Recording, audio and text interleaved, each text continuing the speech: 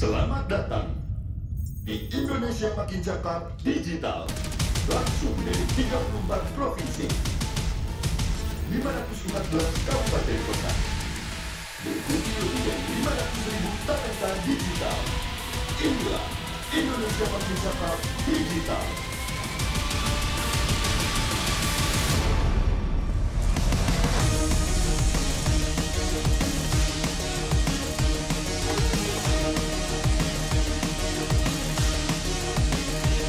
Recording in progress.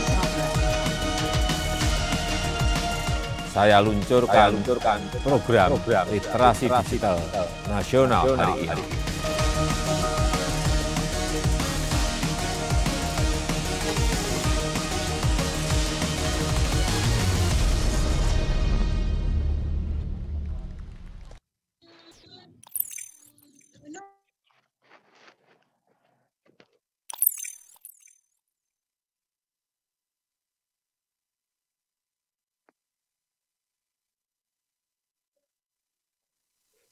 Salam literasi Indonesia Makin Cakap Digital.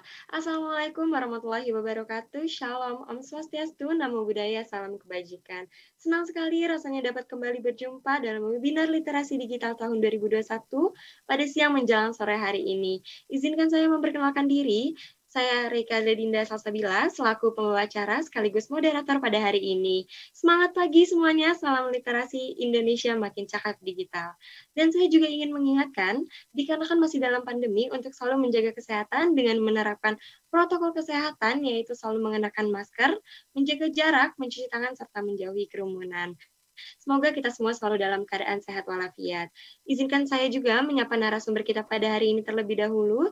Yang terhormat Bapak Samuel Abrijani Pengerapan selaku Dirjen Aptia Kementerian Kominfo. Yang kami hormati Ibu Azizah Desderifanti selaku Akademisi Ilmu Komunikasi. Yang kami hormati Bapak Nur Satyo selaku Akademisi Ilmu Komunikasi. Yang kami hormati Bapak Alpian Hutauru selaku Kabid PAUD dan Dikdasmen MW Kahmi, Sumatera Utara, yang kami hormati Bapak Edi Salim, selaku Kepala SMP Negeri 14 Binjai, dan dosen FKIP UMSU, yang kami hormati Key Opinion Leader kita pada hari ini, Mbak Nina Kardiana, selaku owner @omobytes, dan @lulalila.id, dan merupakan mompreneur, dan juga tentunya seluruh peserta webinar hari ini yang berbahagia. Baik Bapak, Ibu, dan teman-teman semua di seluruh Indonesia, semoga tetap semangat untuk mengikuti webinar hari ini yang diselenggarakan oleh Kementerian Komunikasi dan Informatika Kominfo Republik Indonesia. Dan Alhamdulillah di tengah-tengah suasana pandemi COVID-19, kita bisa kembali bersua walaupun dalam keadaan daring untuk mendapat begitu banyak ilmu tentang bagaimana kita sebagai pemuda Indonesia ini agar dapat bijak dan juga cakap menggunakan teknologi digital. Sesi kali ini kita akan membahas tema tentang literasi digital bagi tenaga pendidik dan anak didik di era digital. Sebelum memulai acara kita pada siang hari ini, ada baiknya kita awali dengan berdoa demi kelancaran sesuai dengan keyakinan masing-masing. Berdoa dimulai. Berdoa selesai, selanjutnya kita akan menyanyikan lagu kebangsaan Indonesia Raya.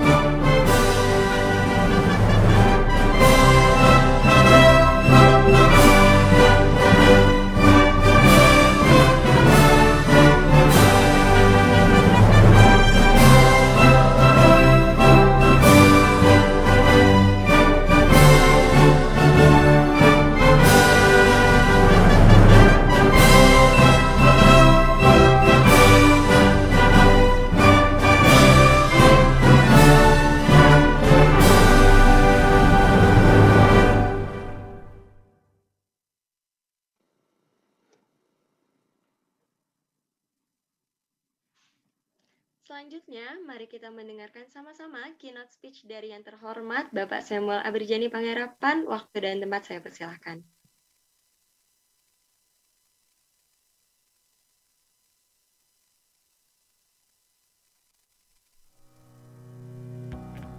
Pastikan kita selalu menerapkan protokol kesehatan dengan menggunakan masker, menjaga jarak, dan selalu cuci tangan. Assalamualaikum warahmatullahi wabarakatuh. Salam sejahtera bagi kita semua. Om Swastiastu, Namo Buddhaya, salam kebajikan. Rekan-rekan yang saya hormati, puji syukur kita panjatkan kehadirat Tuhan Yang Maha Esa. Atas berkat dan rahmat-Nya, kita dapat berkumpul secara virtual dalam keadaan sehat di tengah situasi pandemi COVID-19. Semoga kita semua senantiasa dilimpahi dengan kesehatan dan damai sejahtera dalam upaya kita melawan pandemi COVID-19.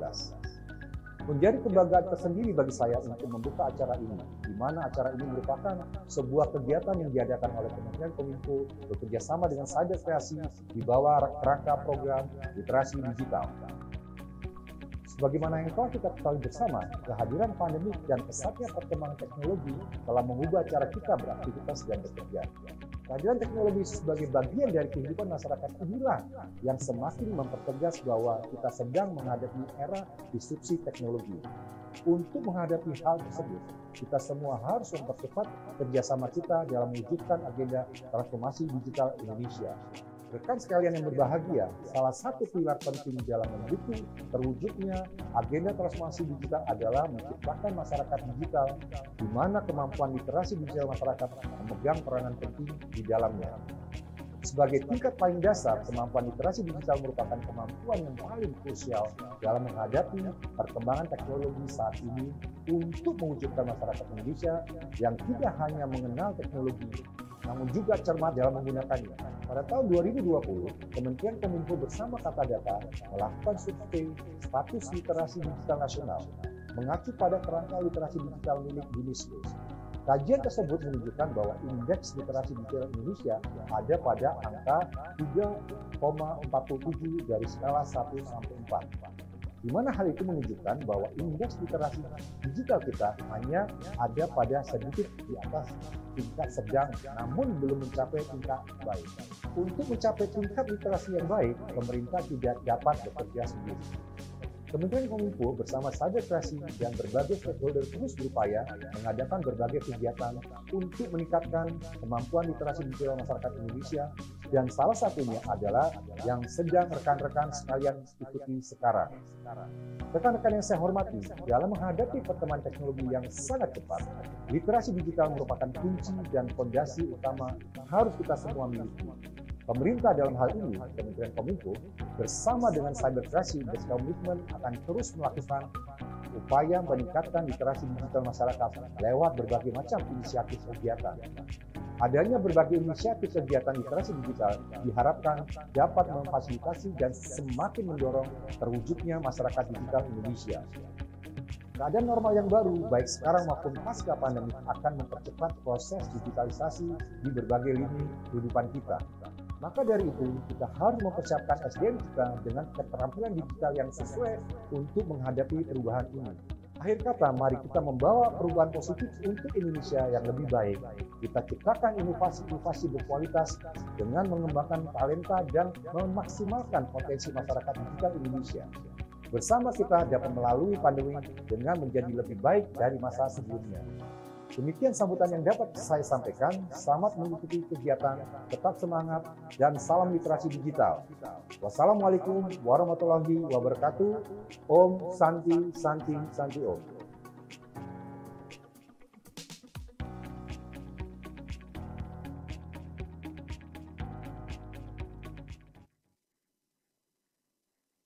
Terima kasih Bapak Samuel atas keynote speech-nya yang luar biasa. Mari kita sama-sama membangun bangsa Indonesia jauh lebih maju, apalagi di era digital sekarang. Selanjutnya saya ingin menyapa key opinion leader kita, Mbak Nina Kardiana. Selamat sore Mbak Nina. Sore Kak Reka. Sore Mbak. Kegiatannya lagi sibuk apa nih Mbak sekarang? Ngerjain orderan sih yang pastinya. Gimana sih Mbak dampak pandemi kepada kerjaan Mbak nih sebagai pengusaha? Yang pastinya up and down secara penjualan itu pasti ada ya, tapi ya kita harus terus giat ikhtiar untuk mempromosikan, marketingkan produk kita, itu aja sih yang pasti. Baik, boleh dong Mbak sharing pengalaman apa sih Mbak yang paling berkesan dan bisa dibagikan nih sama peserta webinar supaya kita bisa lebih cakap dan juga cerdas dalam menggunakan media digital. Iya, untuk yang sedang melakukan para UMKM yang sedang berusaha menaikkan penjualannya, jangan patah semangat, terus bikin konten yang kreatif, yang pastinya yang membuat customer menjadi tertarik gitu. Itu nomor satu. Yang kedua adalah tetap kita bikin produk itu harus ada naik kelasnya gitu. Abis ini kita bikin apa ya, nah itu pasti harus ada pembaruan dalam produk gitu sih Kak. Baik, yang penting jangan patah semangat ya Mbak, dan juga harus terus berprogres. Baik, terima kasih Mbak, dan jangan kemana-kemana karena nanti kita bakal ada sesi kedua untuk ngobrol sama Mbak Rina. Oke. Selanjutnya, saya akan membacakan tata tertib. Yang pertama, sebagai wujud ketertiban, peserta harus menyesuaikan nama akun Zoom dengan format nama peserta _ nama instansi.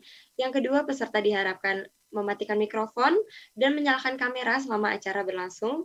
Bagi yang ingin bertanya, dapat bertanya melalui kolom chat dengan format nama pertanyaan, nama pertanyaan apa, ditunjukkan kepada narasumber yang dimaksud, nomor telepon, dan jenis e-money, OVO atau Dana atau link aja atau GoPay. Karena nanti akan ada 10 pemenang beruntung yang akan mendapatkan hadiah e-money dan akan diumumkan di akhir sesi. Jadi, untuk yang bertanya diharapkan tidak meninggalkan ruang Zoom, dan untuk peserta diharapkan aktif dalam bertanya.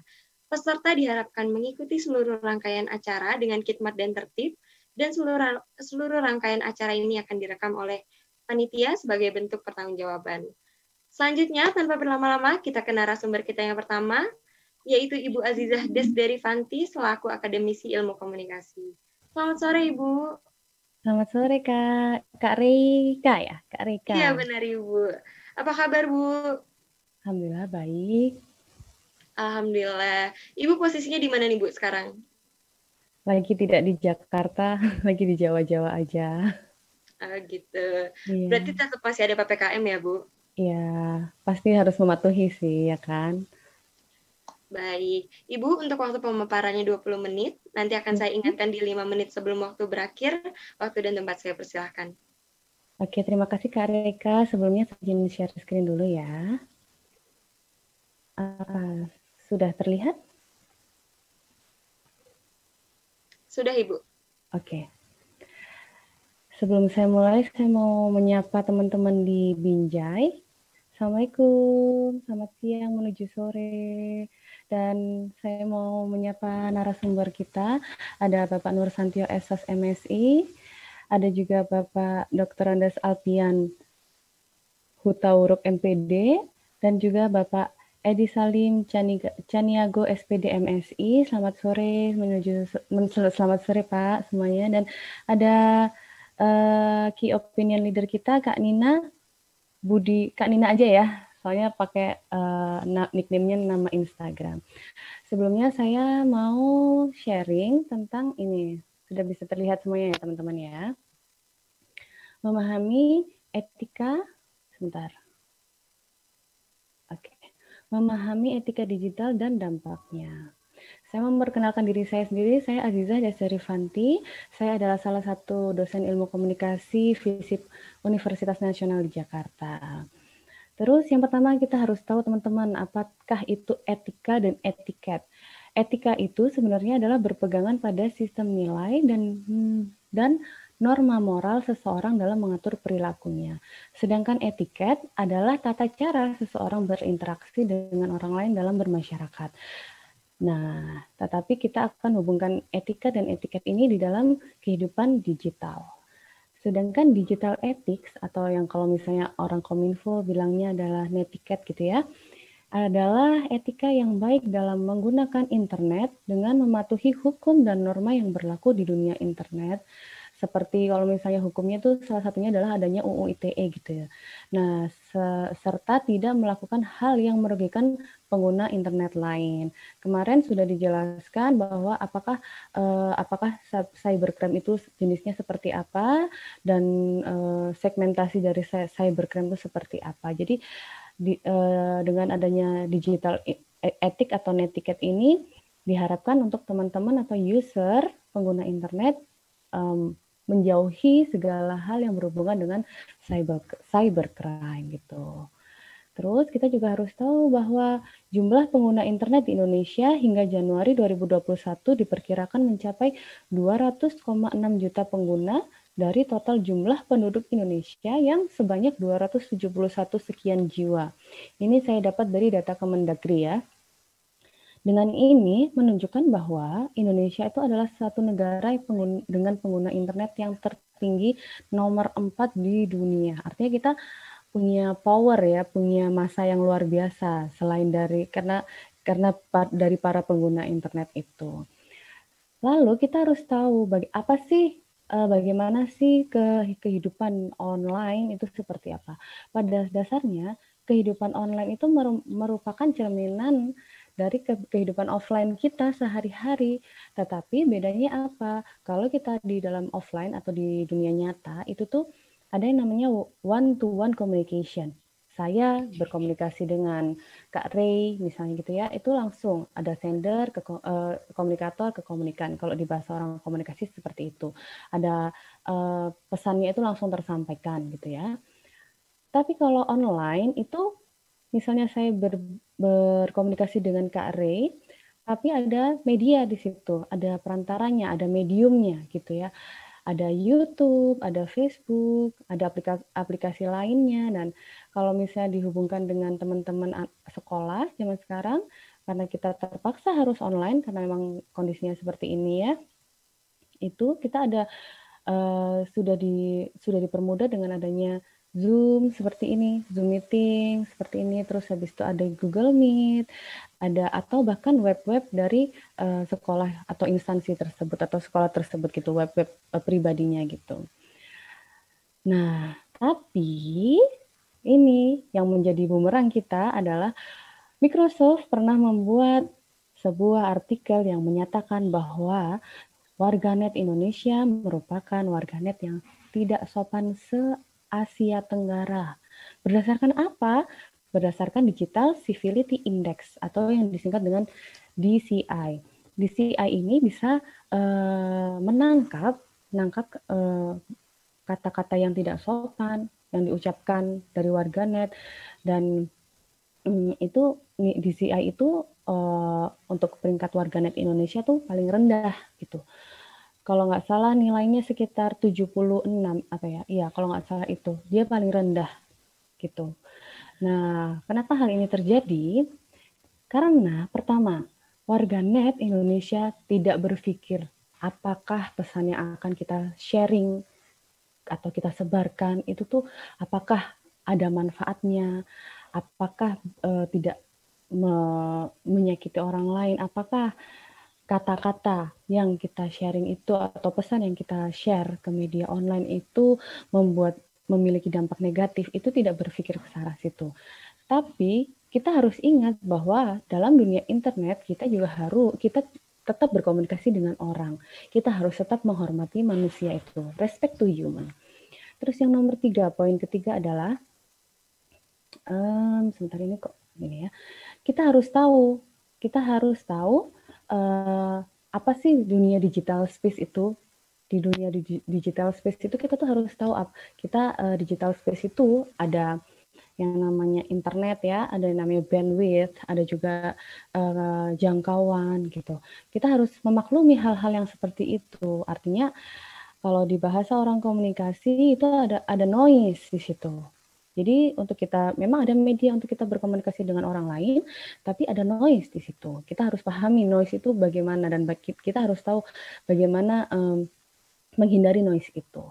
Yang nomor 4, poin 4 adalah online is a reflection of offline gitu. Ya, hampir sama yang sudah saya jelaskan di PowerPoint sebelumnya gitu ya. Terus ada juga respect the time. Ini adalah bagusnya di dunia digital. Respect the time. Misalnya kita sekarang nih lagi Zoom meeting, ada kegiatan Zoom. Jam 2 mulai, maka semua narasumber, semua audiens datang in time, bahkan sebelum jam 2 sudah ada di ruangan. Tapi kalau kita offline bagaimana? Belum tentu mungkin ya. Ini adalah bagusnya online itu adalah respect the time. Rata-rata mereka adalah disiplin gitu. Yang keenam, make yourself look good. Jangan mentang-mentang kita online, tapi ternyata yang dipercantik, yang dibaguskan hanya dari bagian atasnya saja.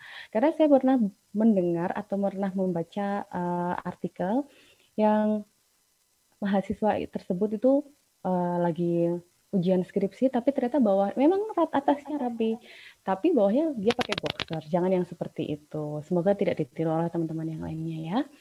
Terus yang nomor 7 adalah share an expert knowledge and valid information.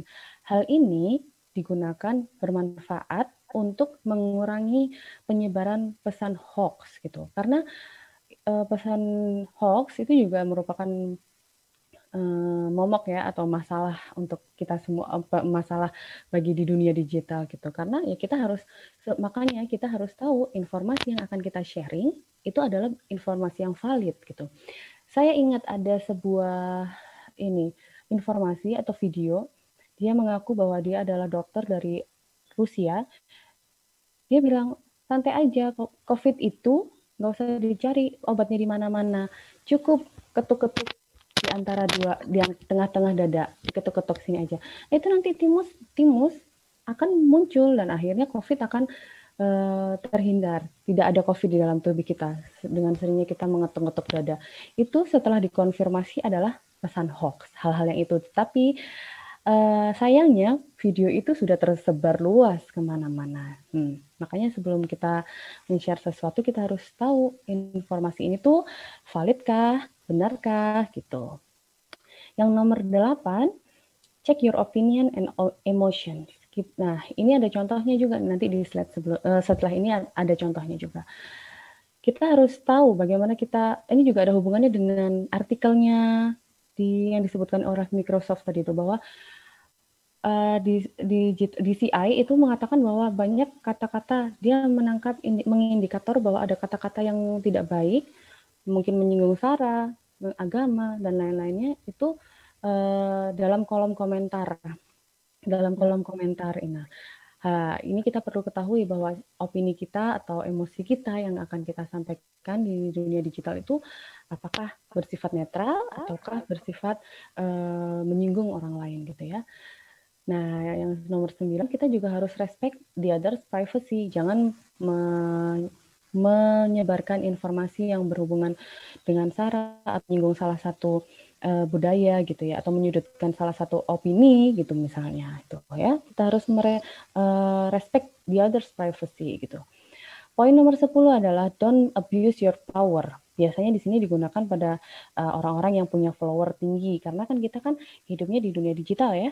Jadi biasanya seperti yang Kak Dian, yang key opinion leader kita, bahwa dia punya follower tinggi, punya produk sendiri. Nah, jangan menjadikan kekuatan kalian itu menggiring follower kalian ke arah yang informasi yang tidak baik atau memanfaatkan followers gitu ya. Terus yang terakhir adalah tolerance the other for others gitu ya. Artinya ya ketika kita misalnya ada antara saya dengan Kak Grey misalnya dalam menyampaikan pesan seperti ini, mungkin dikarenakan karena ada bandwidth atau sinyal internet saya itu yang sedang bermasalah atau dan lain-lain. Nah, itu kita saling mentoleransi akan hal-hal seperti itu, karena memang kita di dunia digital gitu.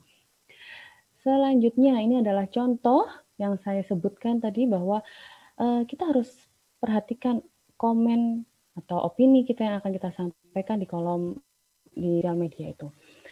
Ini pernah ya teman-teman dengar tentang Felicia Tisu yang katanya di ghosting sama anaknya Jokowi, Kaisang. Nah, ini ada seorang warganet Indonesia yang mengatakan memojokkan dia, sehingga bisa loh Felicia ini melaporkan ke polisi, karena memang seperti yang poin saya ungkapkan bahwa online live itu adalah respect to offline, respect di real life kita. Jadi ketika kita ada masalah di dunia internet, kita bisa melaporkan itu ke dunia nyata kita di kepolisian dan lain-lain sebagainya. Dan ini juga terjadi pada Sandi Aulia, yang ada seorang netizen juga yang mengatakan bahwa Sandy ini nggak bisa ngurusin anaknya karena itu ini yang katanya tuh apa, punya netizen yang punya pendidikan tinggi, tapi dia justru ketika berkomentar di kolom komentar tidak sesuai dengan etiket yang ada gitu. Terus yang terakhir, gunakan the power of +62 netizen Indonesia dengan baik dan benar. Saya pernah membaca sebuah artikel bahwa ada rating film drakor yang drop, ya, langsung anjlok karena menyudutkan Indonesia, menyudutkan budaya Indonesia yang misalnya dikatakan kita tuh orangnya rame, terlalu berisik atau fanatik terhadap sesuatu. Nah, itu dan itu di latar belakangnya itu background itu ada di Jakarta kebetulan. Jadinya seakan-akan netizen ini mempunyai persepsi bahwa oh jangan-jangan ini percakapan drakor ini adalah menyudutkan warga Indonesia. Karena hal itu, maka the power of Indonesia, the power of netizen Indonesia, drakor Racket Boys langsung anjlok di MPD gitu. Dan salah satu juga fenomena lainnya yaitu the power of netizen Indonesia atau warganet Indonesia menjadikan salah satu implementasi prinsip bela negara ketika pebulu tangkis kita di Indonesia tidak boleh bertanding. Nah, teman-teman, setelah kita tahu apakah itu netiquette atau digital ethics yang sudah saya sampaikan beberapa 11 poin, saya harap teman-teman di sini menggunakan etika yang baik dan menggunakan power of netizen Indonesia yang baik, yang ke arah yang baik dan benar. Semoga tidak ada lagi artikel seperti Microsoft yang menyatakan bahwa Indonesia merupakan netizen yang tidak sopan. Semoga tidak ada lagi. Saya berharapnya dengan adanya literasi digital ini, ada semakin banyak ini artikel-artikel yang mengatakan bahwa warganet Indonesia merupakan warganet yang baik gitu ya. Sekian teman-teman presentasi dari saya kembalikan lagi ke moderator. Kak Rey, silahkan. Terima kasih Bu Aziza atas materinya yang sangat luar biasa. Jadi aku setuju banget nih Bu, kalau misalnya kita sebagai masyarakat yang cerdas ini harus mematuhi hukum dan norma yang berlaku di dunia internet. Maka dari itu pentingnya mempelajari etika di dunia digital supaya kita bisa memanfaatkan media sosial sebaik mungkin, menciptakan kedamaian dan juga ketertiban di media sosial. Karena kehidupan online adalah cerminan offline. Ya, real life baik gitu. Dan jangan lupa teman-teman, kita juga misalnya kita ada masalah di dunia digital pun kita tetap warga Indonesia yang dilindungi oleh hukum kok gitu. Jadi misalnya ada masalah pun kita bisa mengajukan ke hukum gitu. Baik Ibu. Baik, terima kasih Ibu sekali lagi. Saya juga ingin mengingatkan kepada para peserta untuk bertanya di kolom chat, karena akan ada hadiah e-money kepada 10 penanya beruntung. Baik, untuk narasumber kita yang kedua, yaitu Bapak Nur Satyo, selaku Akademisi Ilmu Komunikasi. Selamat sore, Bapak. Selamat sore, Mbak Reika. Apa kabar? Baik, Pak. Sehat. Bagaimana Bapak kabarnya? Alhamdulillah, sampai hari ini masih diberikan kesehatan. Alhamdulillah sehat. Baik Bapak, untuk waktu pemaparannya 20 menit, nanti akan saya ingatkan di 5 menit sebelum waktu berakhir. Waktu dan tempat saya persilakan Bapak Nur Satyo. Baik, terima kasih Mbak Reika. Assalamualaikum warahmatullahi wabarakatuh. Selamat sore Bapak Ibu sekalian, rekan-rekan para peserta webinar literasi digital untuk wilayah Binjai, Sumatera Utara. Nah, saya juga ingin menyapa, sebelumnya sudah ada, ini sebenarnya juga rekan saya, Bu Azizah Desderifanti, yang saya hormati, lalu kemudian juga Bapak Dr. Andes Alpian Hutauruk, dan juga Bapak Edi Salim Caniago, serta Mbak Nina selaku Key Opinion Leader. Saya izin untuk share screen terlebih dahulu. materi yang saya bawakan kali ini adalah tentang pentingnya internet sehat, ya. Nah, tadi sudah dijelaskan oleh Mbak Aziza bahwa saat ini memang fenomena perilaku digital di Indonesia itu perlu untuk mematuhi etika. Jadi antara etika kehidupan di dunia nyata itu harusnya juga sama dengan etika yang kita terapkan di dunia digital. Nah, terkait dengan hal itu, penting juga kita sebagai pengguna internet saat ini, Bapak Ibu sekalian para peserta webinar, itu juga penting memahami internet sehat. Nah, ini selalu dikampanyekan oleh Kementerian Kominfo dalam hal ini. Lalu apa sih yang disebut dengan internet sehat dan juga aman, ya? Jadi ada internet sehat dan internet aman. Dua hal ini selalu menjadi satu. Internet sehat adalah penggunaan internet secara bijak. Tadi ya terkait dengan etika, bijak,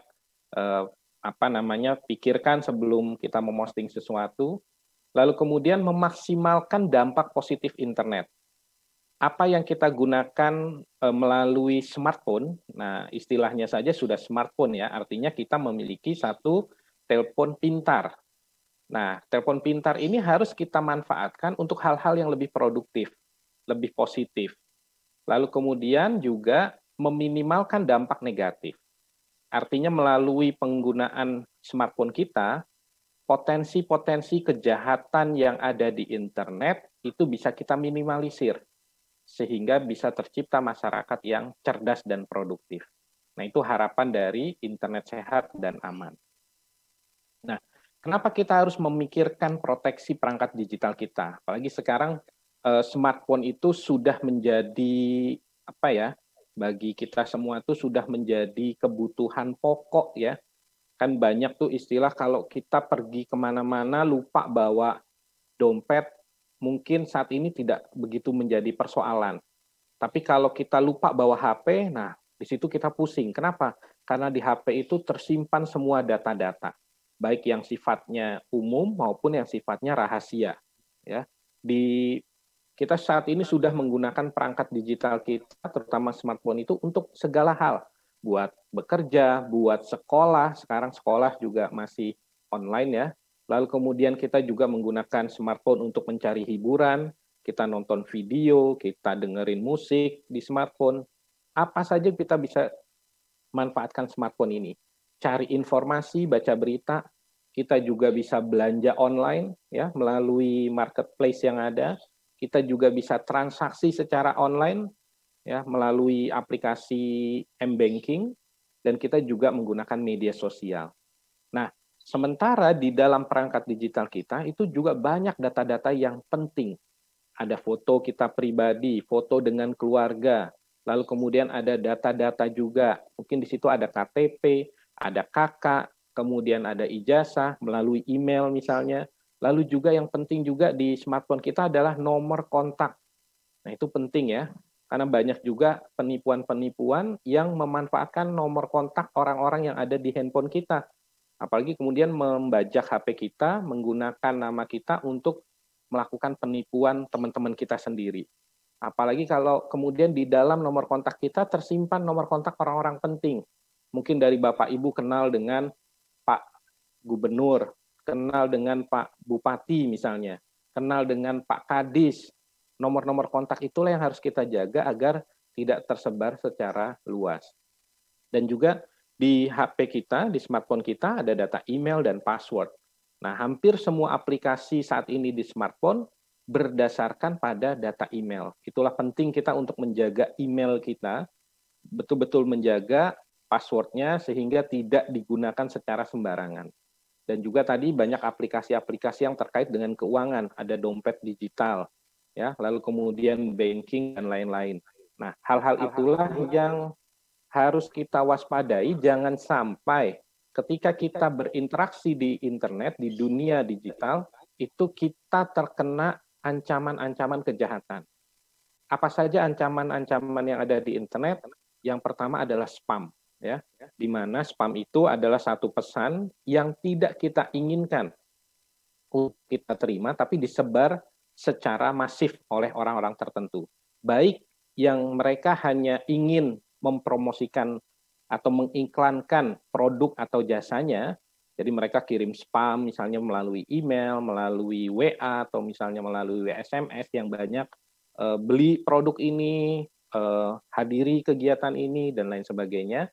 Tapi juga ada spam yang merugikan, di mana di dalam spam itu berisi link yang di dalamnya terdapat penipuan. Ya, misalnya, selamat Anda memenangkan hadiah 100 juta ya dari produk yang begini-begini. Tapi kita tidak pernah mengirimkan produk itu, atau kita tidak pernah mengikuti undian. Lalu kemudian kita percaya begitu saja dengan SMS yang kita terima, lalu kemudian kita klik link yang tertera di dalam SMS tersebut, lalu kemudian disitulah kejahatan-kejahatan itu mulai beroperasi, di mana dari ketika kita klik link yang ada di spam itu, bisa jadi di situ ada virus, ada malware, ada spyware juga. Ini adalah dua jenis yang masuk kategori virus dan yang bisa membuat perangkat kita itu menjadi lamban kerjanya. Ya, tiba-tiba kok kita buka film atau kita buka foto, kita download lama, kita buka aplikasi lama. Beberapa aplikasi yang biasanya cepat, ini kok menjadi lama, loading terus. Nah, itu bisa jadi perangkat kita sudah kemasukan virus. Dan juga yang berbahaya adalah kejahatan pada phishing. Phishing itu adalah pencurian data-data pribadi kita tadi. Nah, ketika kita klik misalnya, kita suruh isi data, misalnya karena kita percaya begitu saja, lalu kemudian selamat Anda memenangkan hadiah, lalu kemudian kita disuruh klik ke satu website, di website itu kita disuruh isi data. Kita isi nama ibu kandung, kemudian kita disuruh bikin password, kita suruh email, dan biasanya orang-orang atau kita semua akan mengisi data yang sama. Ya kan? Kita isi data password yang baru, itu sama di semua aplikasi. Mungkin karena kita takut lupa. Tapi dengan begitu, si pencuri tadi, orang-orang yang hendak berbuat jahat, itu akhirnya mengetahui, oh ternyata passwordnya ini loh, emailnya ini, nama ibu kandungnya ini. Dan itulah yang menjadi pintu untuk melakukan kejahatan-kejahatan, penipuan, pengambil alihan akun, dan lain sebagainya. Sehingga itu masuk pada kejahatan, ancaman kejahatan berikutnya, yaitu hacker, ya, atau pembajakan. Jadi perangkat kita tiba-tiba nggak bisa berfungsi.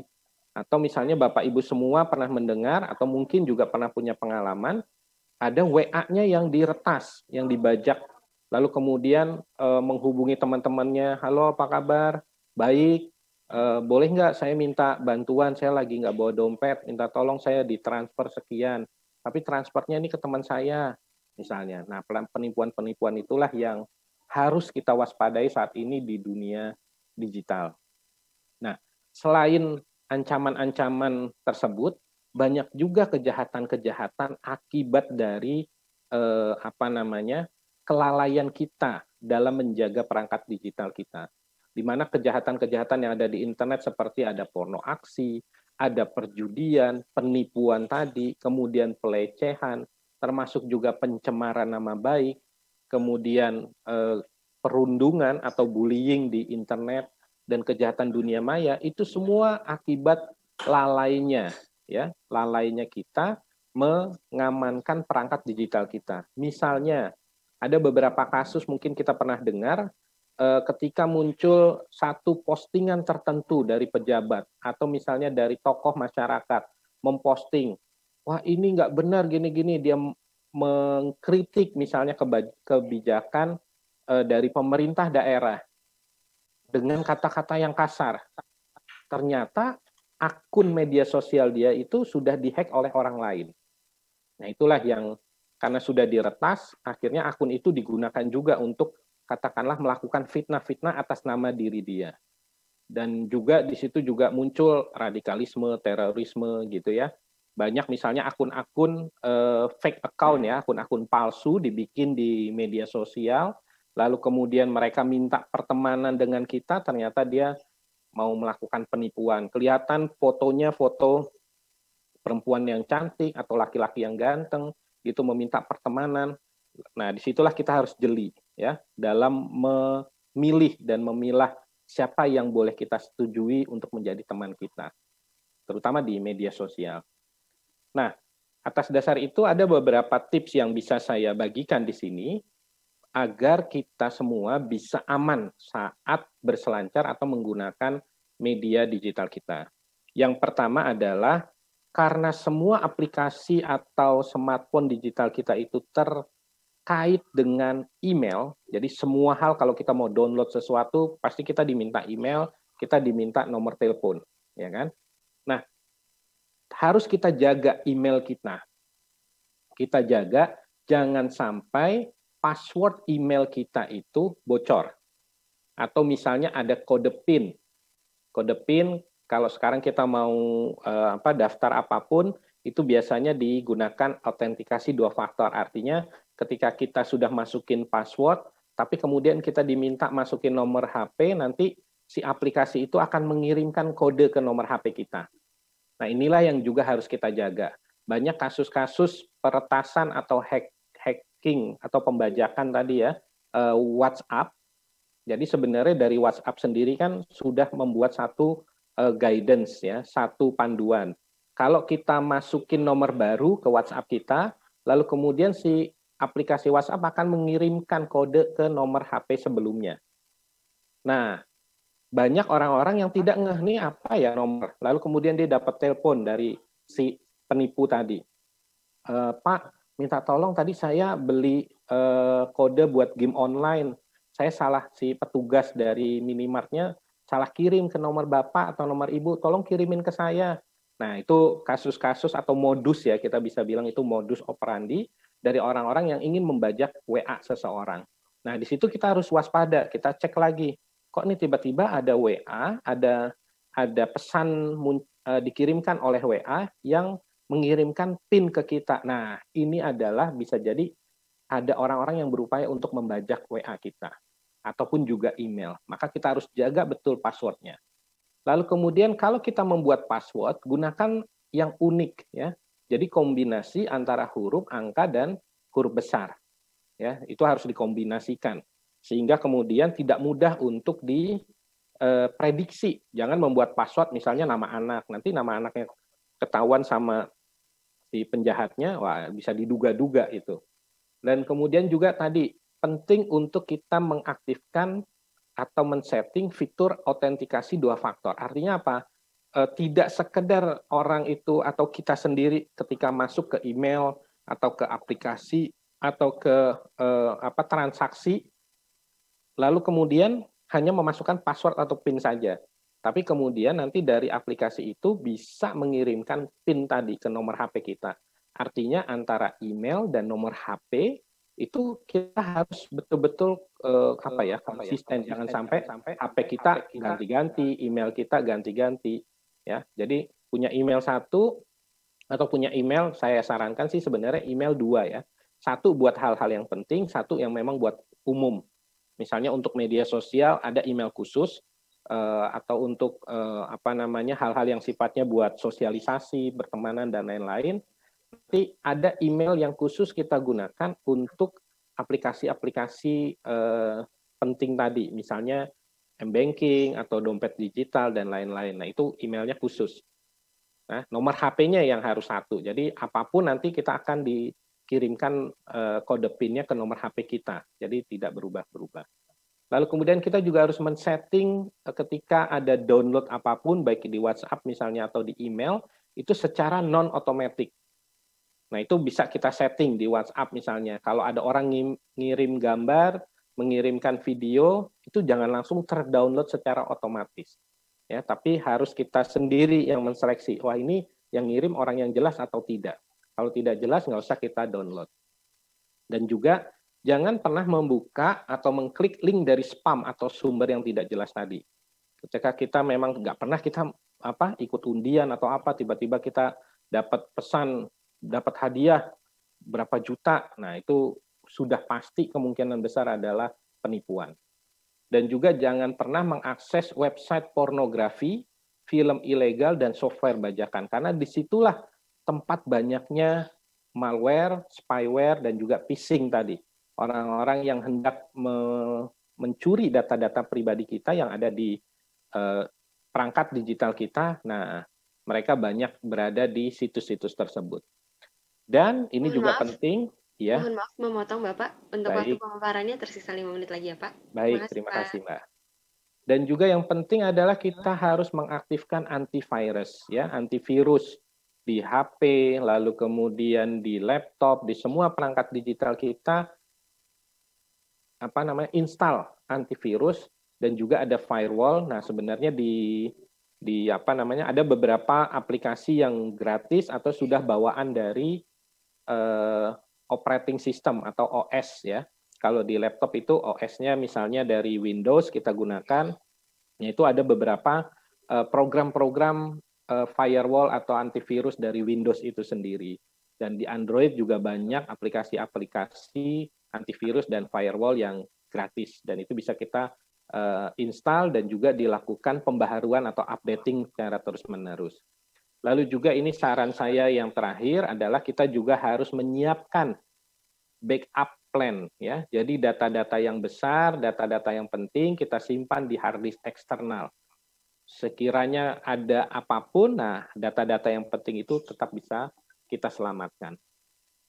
Nah, terkait juga keamanan internet untuk anak. Tadi saya membaca di beberapa chat, misalnya sudah ada yang katanya menyinggung, nih anak-anak saya sudah kecanduan, sudah banyak main game online dan lain sebagainya. Apa yang harus saya lakukan?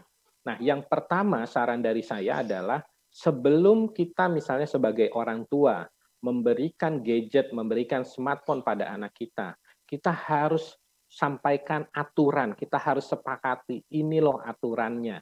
Aturan kalau Bapak membelikan kamu gadget, smartphone, maka kamu wajib mentaati beberapa aturan-aturan ini. Aturannya misalnya dalam hal apa? Waktu. Kapan waktu yang boleh main handphone, main smartphone? Apakah di hari libur, di malam hari? Jadi jangan setiap waktu mereka main. Harus ada waktu-waktu yang ditentukan. Lalu kemudian misalnya satu hari berapa? 2 jam saja atau 3 jam misalnya. Atau boleh malam, atau boleh kalau misalnya orang tua lagi ada di rumah. Nah, itu harus disepakati sebelum, kalau mereka nggak sepakat ya berarti nggak kita kasih gadgetnya. Tempat juga, jangan memberikan keleluasaan anak untuk menggunakan smartphone itu di tempat-tempat terpencil, mereka main sendiri. Ya, nah itu juga harus diwaspadai. Lalu kemudian cara menggunakannya, mereka boleh tiduran nggak? Ya, terutama ya tentu saja nggak boleh gitu ya. Jadi kalau kalau main handphone nak harus misalnya duduk, ya, mata harus sejajar biar kemudian tidak merusak mata kita. Lalu kemudian mata anak. Dan konten yang boleh dan tidak boleh. Nah itu udah harus dikasih tahu. Yang ini nggak boleh ya, yang ada ininya unsur-unsur dewasa nggak boleh. Dan konsekuensi kalau melanggar. Kalau ada melanggar, kena konsekuensi apa? Misalnya nggak boleh main HP selama 1 minggu, selama 1 hari, 2 hari. Nah itulah yang disepakati. Lalu juga orang tua bisa mengaktifkan parental control-nya. Jadi di gadget itu kita aktifkan kontrol dari orang tua, beberapa aplikasi dewasa nggak akan bisa masuk. Mereka nggak akan bisa install aplikasi-aplikasi yang memang ditujukan untuk orang-orang dewasa. Game-game online yang buat orang dewasa, tembak-tembakan, dan lain-lain nggak akan bisa masuk ke gadget anak. Dan juga orang tua harus terus mengarahkan anak memanfaatkan gadgetnya untuk hal-hal positif. Misalnya, nak tolong buka YouTube deh yang belajar misalnya bagaimana kamu bisa belajar bahasa Inggris, contoh, ya kan? Coba belajar bagaimana bahasa asing, bahasa Rusia, bahasa Jepang, dan lain-lain. Dan juga kemudian mengasah hobi. Kamu nak kayaknya pinter untuk main sulap, contoh misalnya. Coba deh, misalnya gimana kamu bisa mengasah terus kemampuan kamu main sulap, lalu kemudian kamu share di media sosial. Silahkan hal-hal yang positif terus didorong anak-anak untuk menggunakannya. Dan juga ajarkan anak untuk melindungi privasi. Jadi jangan kasih nomor telepon, nama, email yang tadi juga sudah diingatkan untuk kita sebagai orang dewasa juga kita kasih tahu ke anak. Dan juga kita harus memantau sebagai orang tua, meriksa secara rutin. Mereka main apa, lihat di historinya. Dan juga saat ini sudah ada aplikasi namanya Google Family Link. Ya, dari Google, di mana perangkat anak bisa terhubung dengan perangkat orang tua. Jadi bisa dipantau secara rutin. Dan yang lebih baik lagi adalah ketika orang tua itu meminimalisir penggunaan gadget. Jadi harus lebih diajak komunikasi, lebih diajak bermain hal-hal lain di luar penggunaan gadget tersebut. Kiranya itu yang bisa saya sampaikan dalam kesempatan kali ini. Bapak Ibu sekalian, para peserta bisa mengakses website atau situs literasidigital.id karena semua materi yang saya sampaikan di sini itu semua ada di website tersebut. Ini adalah satu website yang disediakan oleh Kominfo bekerjasama dengan Siberkreasi dan yang lain untuk mengembangkan agar masyarakat kita tuh lebih melek digital lagi. Itu saja, saya kembalikan lagi kepada Mbak Reika. Assalamualaikum warahmatullahi wabarakatuh. Waalaikumsalam warahmatullahi wabarakatuh. Terima kasih Pak Nur Satyo atas materinya yang sangat luar biasa. Jadi di era sekarang nih kita udah hidup di dalam semua serba digital. Kita biasa menggunakan digital untuk aktivitas ekonomi, digital e-commerce, atau pokoknya digital sudah menjadi lifestyle kita. Nah, maka dari itu penting juga untuk kita supaya bisa harus selalu waspada dan menjaga data-data kita dari ancaman dan kejahatan di internet. Terima kasih sekali lagi Pak Nur Satyo atas pemaparannya. Saya juga ingin mengingatkan sekali lagi kepada para peserta untuk bertanya di kolom chat, karena akan ada hadiah e-money kepada 10 penanya beruntung. Dan jangan lupa untuk mencantumkan e-money yang digunakan. Bisa OVO, atau Dana, atau GoPay, atau link aja. Baik, untuk narasumber kita yang ketiga, yaitu Bapak Alfian Hutauruk, selaku Kabid PAUD dan Dikdasmen MW kami Sumatera Utara. Selamat sore Bapak, apa kabar? Sore Mbak. Baik Bapak, apa kabar Pak? Alhamdulillah kabar baik Mbak. Baik Bapak, untuk waktu pemaparannya 20 menit ya Pak. Akan saya ingatkan di 5 menit sebelum berakhir. Waktu dan tempat saya persilakan Pak. Baik, terima kasih. Assalamualaikum warahmatullahi wabarakatuh. Selamat sore, salam sejahtera buat kita sekalian. Horas. Yang kami hormati Bapak Ibu narasumber, host atau moderator, kemudian Bapak Ibu peserta webinar. Saya lihat kebanyakan mungkin guru dan mahasiswa ya. Pertama Mbak, saya mohon maaf, ini lagi di Tarutung menuju Gunung Tua. Kebetulan tadi kakak dia jadi sekarang dalam perjalanan, jadi kurang memungkinkan untuk untuk jadi narasumber seperti teman-teman yang lain. Tapi bahannya barangkali saya sudah kirim, mungkin bisa ditampilkan. Sambil menunggu, saya ingin sampaikan bahwa akibat dari perkembangan teknologi, khususnya teknologi komunikasi internet ini juga membawa dampak dalam pembelajaran. Makanya ada namanya cyberbullying ya,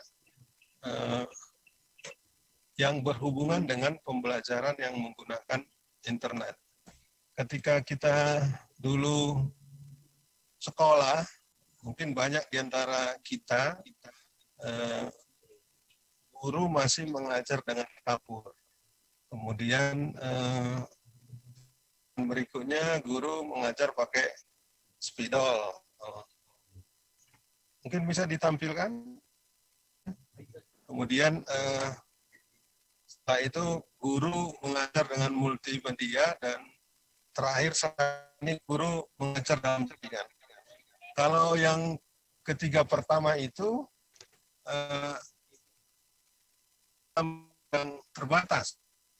Sementara dalam jaringan kelasnya tidak terbatas. Satu yang yang hari ini membuat pembelajaran itu semakin bermakna dan membuat semakin menarik. Mungkin bisa dilihat di sini dari awal bahan kita.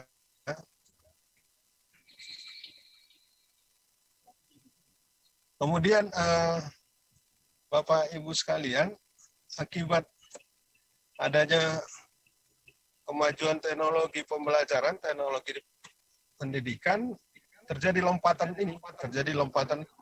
perubahan mendasar pada pendidikan ini, karena adanya inovasi teknologi pendidikan. Maka dikenallah adanya cybergogi. Cybergogi adalah suatu hasil inovasi pembelajaran dengan lingkungan belajar di era digital. Bahwa dengan adanya era digital ini muncul namanya cybergogi. Cybergogi itu adalah kerangka kerja untuk menciptakan pembelajaran online yang terlibat. Fokus pembelajaran cybergogi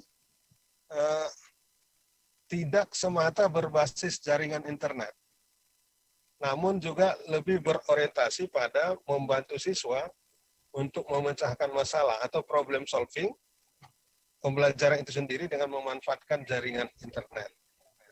Pertanyaan, siapa saja yang terlibat dalam cybergogi? Tentu guru terlibat, peserta didik terlibat, orang tua juga terlibat. Kemudian pertanyaan berikutnya, apa yang terlibat dalam cybergogi itu? Tentu adalah informasi dan materi ajar itu sendiri. Bahwa informasi dan materi ajar itu masuk dan bagian dari cybergogi itu. Kemudian bagaimana cakupan cybergogi itu? Sama aja dengan pembelajaran yang ada selama ini. Yang ada taksonomi Bloom itu, bahwa ada domain sikap, ada domain pengetahuan, ada domain keterampilan. Mungkin ada orang berkata dengan internet ini, pembelajaran itu semakin kurang memperhatikan nilai-nilai. Sebenarnya tidak seperti itu, bahwa cybergogi juga dapat menanamkan dan membentuk karakter siswa. Misalnya ada etika digital, ada etika berkomunikasi di media sosial. Tadi sudah dibahas oleh narasumber berikut sebelumnya. Kemudian ada perwujudannya dalam keseharian, dan itu menjadi penting untuk menjadi pesan sentral dalam setiap pembelajaran. Jadi cybergogi itu tetap peduli terhadap domain sikap. Kemudian domain pengetahuan jelas bahwa dengan adanya kemajuan hari ini begitu gampang kita mendapatkan informasi bahwa cybergogi menggiring siswa untuk belajar secara mandiri dengan difasilitasi oleh keluasan sumber informasi. Hari ini sumber belajar itu cukup banyak ya, cukup banyak. Guru bukan hanya lagi sumber satu-satunya sumber belajar.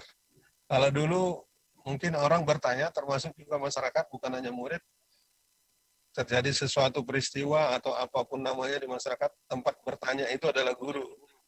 Kalau sekarang orang bertanya ke Mbah Google.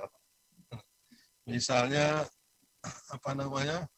mau bertanya tentang sejarah hukum Newton misalnya gitu. Orang nggak nanya guru lagi.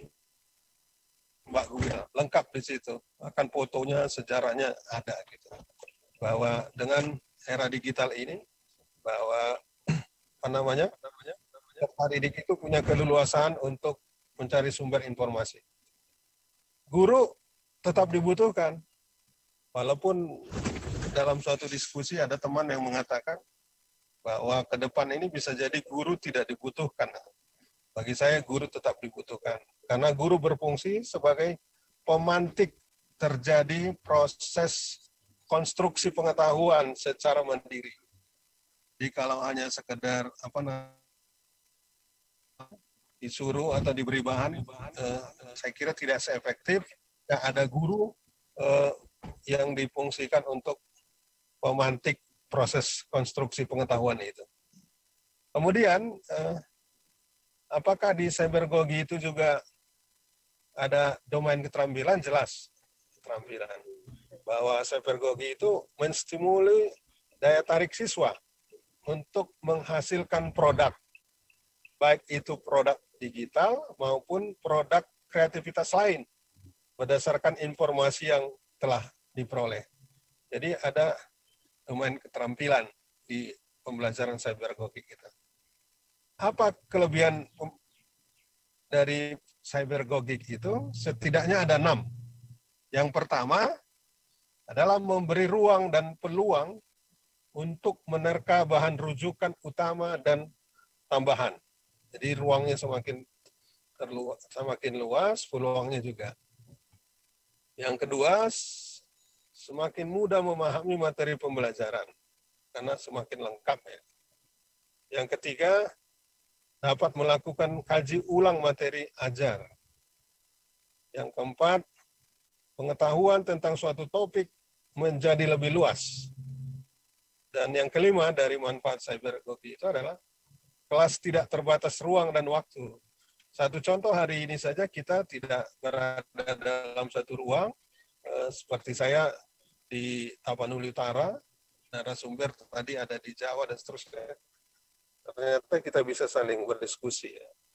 Kemudian yang keenam, kemudahan komunikasi antara guru, siswa, dan orang tua. Mudah berkomunikasi sambil mau takjiah misalnya bisa komunikasi, sambil kegiatan lain bisa komunikasi. Saya kira itulah yang bisa saya sampaikan. Mudah-mudahan bermanfaat. Mohon maaf apabila ada hal yang tidak berkenan. Assalamualaikum warahmatullahi wabarakatuh. Selamat sore, Horas. Waalaikumsalam warahmatullahi wabarakatuh. Terima kasih Bapak atas materinya yang sangat luar biasa. Jadi tadi ada pentingnya konsep cybergogi sebagai inovasi pembelajaran, yang dimana ada domain sikap, pengetahuan, keterampilan, dan cybergogi ini juga bisa membentuk salah satunya karakter siswa yang lebih kreatif dan menggiring siswa untuk belajar secara mandiri juga. Baik, saya juga ingin mengingatkan, jangan lupa kepada peserta untuk bertanya di kolom chat, karena nanti akan ada hadiah Imani. Untuk narasumber kita yang terakhir, yaitu Bapak Edi Salim, selaku Kepala SMP Negeri 14 Binjai dan dosen FKIP UMSU. Selamat sore, Bapak. Selamat sore, Mbak. Selamat sore, Bapak. Apa kabar, Pak? Alhamdulillah sehat, Mbak. Alhamdulillah sehat. Alhamdulillah. Bagaimana nih, Pak, kondisinya di daerah Bapak? Kondisi apa ini? Berhubungan terkait pandemi atau apa? Iya, selama pandemi, Bapak. Oh ya, untuk pendidikan kita masih sistem daring ya Mbak. Jadi kita belum diizinkan tatap muka. Kalau berdasarkan surat edaran nanti akan dimulai di bulan September 2021. Baik Bapak, untuk waktu pemaparannya 20 menit ya Pak. Nanti akan saya ingatkan di 5 menit sebelum waktu berakhir. Waktu dan tempat saya persilakan Pak Edi. Baik, terima kasih Mbak. Saya izin share dulu.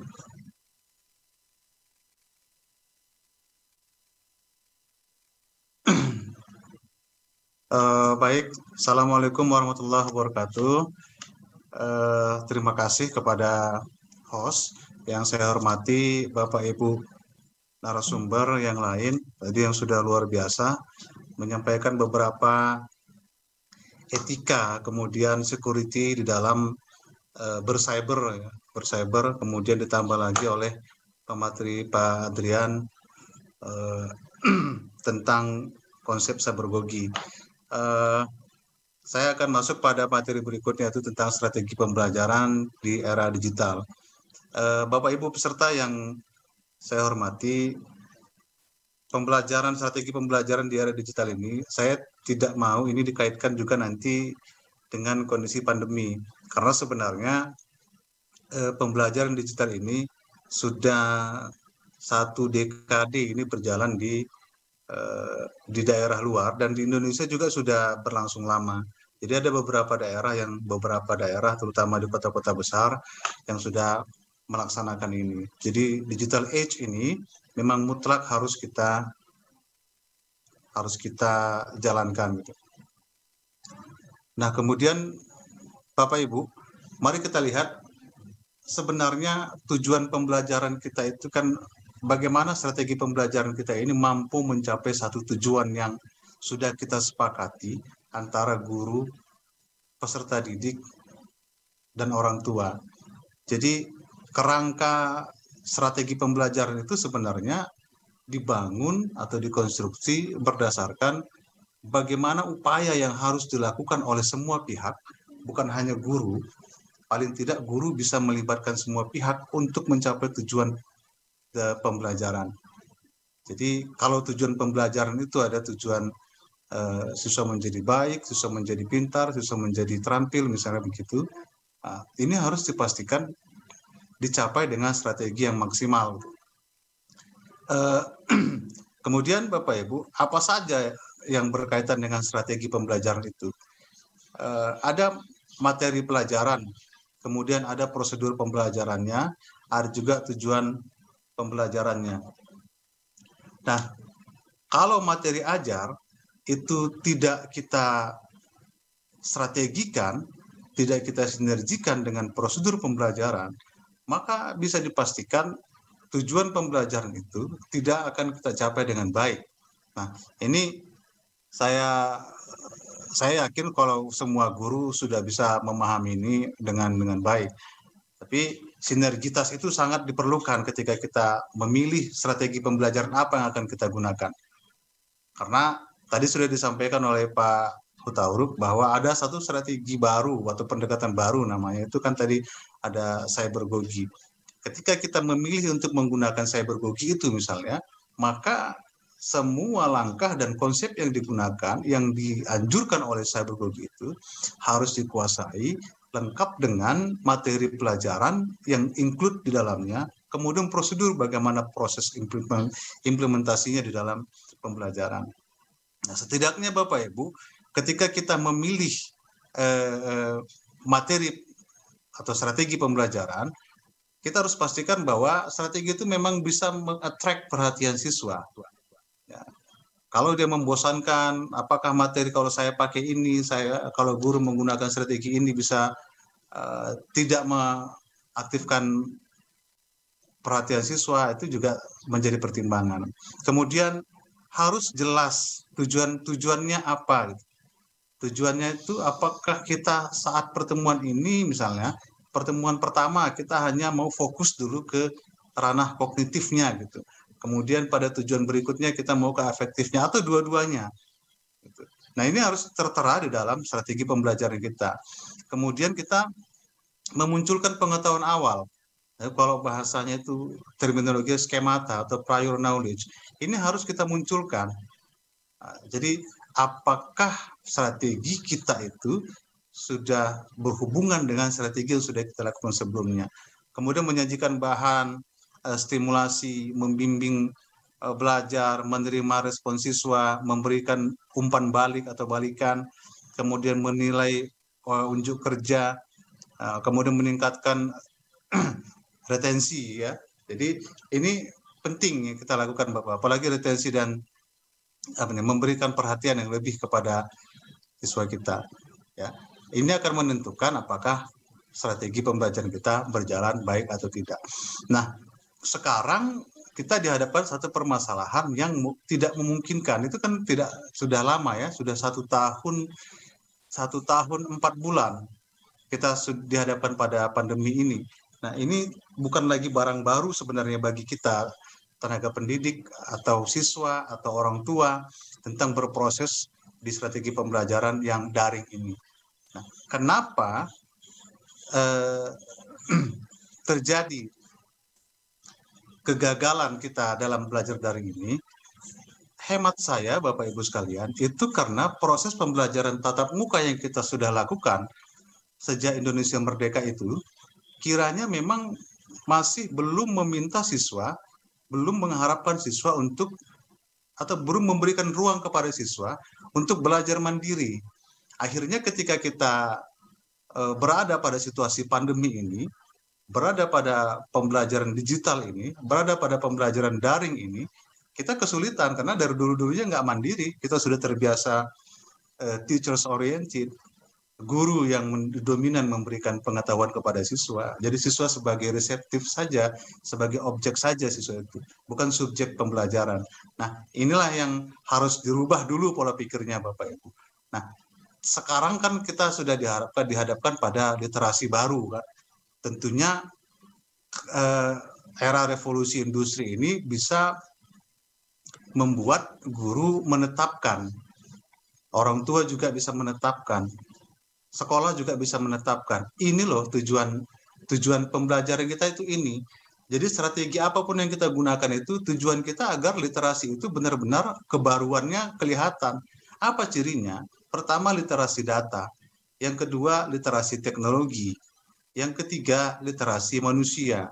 Makanya ada kelanjutannya, ada era society 5.0, itu literasi manusia. Bagaimana manusia bisa saling berkolaborasi satu dengan yang lain. Bapak Ibu, kita mulai dari literasi data misalnya. Nah, strategi pembelajaran apapun yang kita gunakan dalam pembelajaran digital ini, dalam pembelajaran daring ini, aplikasi apapun yang akan kita gunakan, apakah kita menggunakan nanti Zoom meeting seperti saat ini, kemudian kita menggunakan Google Classroom, kita menggunakan Quizzes dan berbagai aplikasi platform digital lainnya, ini kemampuan siswa untuk membaca, menganalisis dan menggunakan informasi itu atau big data itu memang harus distimuli, Bapak Ibu. Saya ingin kita membawa kita ke ruang yang lebih real sebenarnya, bahwa kesiapan kita untuk belajar digital secara full, karena saya kebetulan kepala sekolah, Bapak Ibu, secara total kita memang dihadapkan pada kesulitan untuk menerapkan membuat anak-anak ini, membuat siswa kita, membuat guru kita bisa menjadikan literasi data ini sebagai tujuan pembelajaran. Karena apa? Karena masih belum melihat tujuan itu secara komprehensif. Masih seperti yang dulu-dulu saja. Padahal ini zaman terus berganti, tapi kita masih dengan pola-pola yang sama. Jadi saya harapkan literasi data ini nanti bisa kita gunakanlah sebagai tujuan pembelajaran di masing-masing mata pelajaran. Kemudian literasi teknologi misalnya Bapak Ibu. Ini memahami cara kerja mesin, aplikasi teknologi, ada coding, ada artificial intelligence dan engineering principles. Saya berharap ini juga benar-benar juga ada. Ini harus dikembangkan di sekolah masing-masing. Karena kalau tidak itu juga nanti kita akan ketinggalan lagi, loss lagi kita. Begitu nanti industri berganti menjadi 5.0, kita hanya menjadi penyaksi sejarah, bukan pelaku sejarah. Nah, ini tentu harus menjadi pertimbangan kita ketika kita menentukan strategi apa yang akan kita gunakan dalam mengajar nantinya. Nah, saya menawarkan Bapak Ibu, karena atas dasar tadi bahwa sulit untuk menerapkan pembelajaran daring secara total atau secara penuh, maka ada satu tawaran blended learning, itu combining the best teaching method. Ini menggabungkan dua metode, menggabungkan dua strategi antara pembelajaran daring dan pembelajaran luring. Nah, ini penting untuk diketahui oleh guru-guru, karena jangan sampai kita terjebak pada terminologi daring, akhirnya kita lupa substansinya, bahwa belajar itu harusnya ada interaksi antara guru, siswa, orang tua, dan berbagai pihak yang berkepentingan untuk pendidikan ini. Nah, Bapak Ibu, blended learning itu sendiri adalah gabungan, jadi mencampurkan proses pembelajaran daring atau pembelajaran online, baik itu melalui learning management system atau baik itu melalui yang sifatnya asinkron, ya, apakah sinkron atau asinkron, itu di dalam pembelajaran. Jadi itu face to face learning, ada online learning, nanti di setting sedemikian rupa dia sehingga tujuan pembelajaran untuk menyiapkan manusia di era digital itu, di era industri 4.0 itu benar-benar bisa kita laksanakan. Kemudian mari kita lihat. Nah, ini yang ini desain pembelajaran flip ya Bapak Ibu. Flip classroom adalah bentuk pembelajaran blended melalui interaksi tatap muka dan virtual yang menggabungkan pembelajaran sinkron dengan pembelajaran mandiri atau asinkron. Nah, Bapak Ibu, ini yang sering kekeliruan terjadi. Mari kita lihat di situ ada skemanya Bapak Ibu. Kalau kita ingin menerapkan the flip classroom ini, maka siklusnya ada 3 Bapak Ibu. Yang pertama before, kemudian during, kemudian after atau pra teaching, kemudian during teaching, kemudian post teaching. Nah, apa yang dilakukan sebelum pembelajaran itu dalam kerangka pembelajaran ini, blended learning ini? Siswa, guru, orang tua itu memastikan bahwa siswanya atau anaknya belajar secara mandiri. Jadi dikumpulin dulu tuh semua materi ajar yang sudah disampaikan oleh guru. Gurunya ngapain? Gurunya menyampaikan materi ajar kepada siswa. Anak-anak, hari ini kita akan belajar tentang ekosistem misalnya. Maka carilah informasi sebanyak-banyaknya tentang ekosistem dari mana saja. Nah, itu si anak terus bertugas tuh. Mereka mencari informasi sebanyak-banyaknya. Membaca artikel, membaca tulisan. Nah, dan yang terpenting, guru juga harus menyiapkan materi utamanya gitu. Sebagai garis besarnya. Jadi modul pembelajaran, kemudian lembar kerja, dan terutama video pembelajaran juga harus disiapkan guru. Jadi minimal 3 itu harus disiapkan guru. Nah, ini di proses ini ada bahan bacaan anak-anak di rumah. Nah, ini sulit kita lakukan, proses post atau proses before ini sulit kita lakukan karena memang anak-anak selama ini bertahun-tahun, berpuluh-puluh tahun kita itu tidak terbiasa belajar mandiri. Nggak ada guru datang. Kelas tatap muka lah, ini realnya Bapak Ibu. Guru nggak datang, anak-anak sudah main sana, main sini, nggak mandiri, nggak ada itu. Paling ada 1-2 yang mau belajar buka buku. Kalau ada pun 1-2 yang belajar buka buku sudah jadi cemoohan kawan-kawannya. Terus sok pintar lu atau mau maju sendiri ya gitu. Kena bully malah dia kalau mau begitu. Nah, ini kondisi yang harus kita balik Bapak Ibu. Kita harus cepat membalik ini agar kita terus maju berhasil kita di pembelajaran daring ini. Nah, kemudian setelah dalam 1 minggu misalnya, dalam waktu ditentukan tadi, anak-anak belajar di rumah, dipantau oleh orang tua. Nah, nanti pada saat face to face-nya Bapak Ibu, itu pada fase kedua, itu anak dan siswa itu bertemu mendiskusikan apa yang sudah dipelajari oleh siswa. Jadi mereka diskusikan. Kalau ada tugas, ya tugasnya di situ. Nah, ini kekeliruan kita selama ini, tugasnya dikasihkan di rumah, PR melulu dikasihkan ke anak-anak. Kerjakan ini, kerjakan ini, kerjakan ini. Padahal anak-anak atau siswa itu diminta di sekolah, di rumahnya itu untuk banyak-banyak mengisi kepalanya gitu. Mereka harus belajar mengisi informasi sebanyak-banyaknya tentang materi ajarnya. Nanti ketika ketemu gurunya, nah ini di sini baru guru memberikan lembar kerja. Nah, ini lembar kerja, ayo kamu sudah belajar atau belum kemarin misalnya. Sudah Bu misalnya, kita buktikan. Kasihkan berikan lembar kerjanya kepada peserta didik, kemudian diskusikan kalau ada permasalahan pembelajaran. Jadi kalau begini fase yang kita buat, pola yang kita buat, orang tua tidak stres. Ini kan yang terjadi, orang tua stres. Orang tua yang mengerjakan PR anak, orang tua yang mengerjakan tugas-tugas anak, akhirnya anak-anak nggak ngerti apa-apa. Nah, ini yang harus menjadi bahan pertimbangan kita. Nah, selanjutnya Bapak Ibu, setelah ada diskusi di proses face to face itu, baru di postnya itu anak-anak mengembangkan dirinya. Oh, aku sudah tahu pengetahuan ini, berarti aku harus kembangkan dengan pengetahuan yang lain. Boleh kita minta dalam bentuk produk. Untuk waktu pemaparannya tersisa 5 menit lagi ya Pak. Terima kasih. Ya, baik, terima kasih. Ya, jadi selanjutnya Bapak Ibu, nah ini langkah-langkahnya. Bagaimana langkahnya? Yang pertama, minta siswa untuk menonton video pembelajaran atau media lainnya di rumah. Ya. Kemudian gurunya ngapain? Guru membuat video dan modulnya. Seperti saya katakan tadi, guru harus ada modulnya, juga harus ada video pembelajarannya yang dibuat sendiri, jangan ambil dari YouTube punya orang gitu. Jadi guru sendiri yang buat gitu. Kemudian siswa diminta datang ke kelas ini pada saat face to face atau pembelajaran tatap muka. Insya Allah nanti bisa dimulai di bulan 9 untuk Sumatera Utara. Selanjutnya saat tatap muka itu lembar kerja diberikan kepada anak-anak, kepada siswa. Kemudian siswa mengembangkan pengetahuan yang didapat di rumah. Dia bisa membuat dalam bentuk keterampilan, dalam membuat produk-produk lainnya gitu.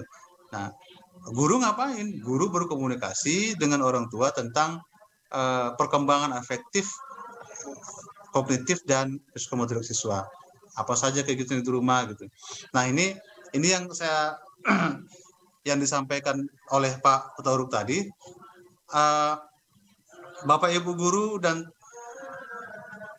orang tua siswa dan siswa harus memahami 3 terminologi ini. Ada hutagogi, pedagogi, dan cybergogi. Hutagogi itu anak-anak akan menemukan jalannya sendiri gitu, menemukan aku minatnya di sini nih, aku senangnya seni ini. Berikan dia ruang sebesar-besarnya untuk seni, mengembangkan potensi seni dia. Itu namanya hutagogi. Tentu ada ukuran yang jelas untuk itu nantinya. Kalau pedagogi itu adalah kemampuan proses berkolaborasi antar siswa. Mereka bisa saling diskusi, saling berkolaborasi, membuat produk-produk bersama. Kalau di SMP 14 itu mereka membuat roket air bersama gitu. Jadi ini kan satu proses yang baik. Cybergogi itu sendiri yang sudah disampaikan oleh Pak Hutauruk tadi, itu bagaimana memanfaatkan jaringan internet sebagai media pembelajaran di era digital ini. Jadi tugas minimal guru Bapak Ibu, saya ulangi sekali lagi, buat video pembelajaran, kemudian tuliskan modul pembelajarannya, kemudian tuliskan lembar kerja. Ketiga ini minimal. Jadi tiga ini harus ada, dimiliki oleh guru per kompetensi dasarnya. Jadi mudah-mudahan kalau ini bisa kita lakukan, insya Allah saya yakin kita akan tidak ada lagi keluhan-keluhan tentang proses belajar daring. Saya kira itu Mbak Rika, mohon maaf atas segala kekurangan. Terima kasih. Assalamualaikum warahmatullahi wabarakatuh. Waalaikumsalam warahmatullahi wabarakatuh. Terima kasih Pak Edi atas materinya yang sangat luar biasa dan juga pastinya edukatif. Jadi dalam strategi pembelajaran di era digital ini yang perlu kita perhatikan nih ketika memilih materi, strategi pembelajarannya harus bisa menarik perhatian siswa dengan tujuannya yang jelas supaya bisa tercipta interaksi antara guru dan juga siswanya. Baik, setelah selesai pemaparan materi dari narasumber-narasumber kita yang sangat luar biasa, kita akan masuk ke sesi tanya jawab. Kepada para penanya yang akan saya panggil, diharapkan untuk mengaktifkan suara dan juga videonya.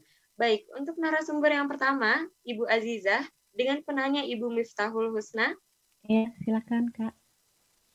Ibu Miftahul Husna. Ibu Miftahul Husna. Atau mungkin disebutkan saja pertanyaannya. Iya, baik. Oh, ini adik ya? Iya. Adik. Iya, baik. Bisa disebutkan Kak pertanyaannya?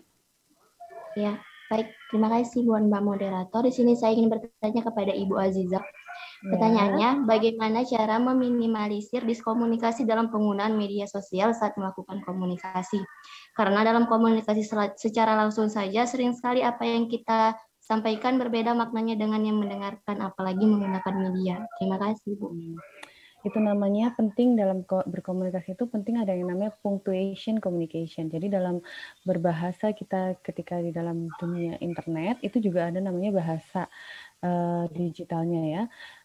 Ada namanya komunikasi nonverbal. Nah, di situ gunakanlah kalimat-kalimat, kata-kata yang sekiranya tidak menggiring ke perspektif yang lain gitu. Sudah jelas? Kak Miftahul Husna? Jelas, Bu. Oke. Terima kasih. Baik, terima kasih Kak Miftahul dan juga Bu Aziza atas jawabannya. Baik, selanjutnya untuk narasumber yang kedua, Bapak Nur Satyo, dengan penanya Ibu Nur Cintama. Ibu Nur Cintama Purba.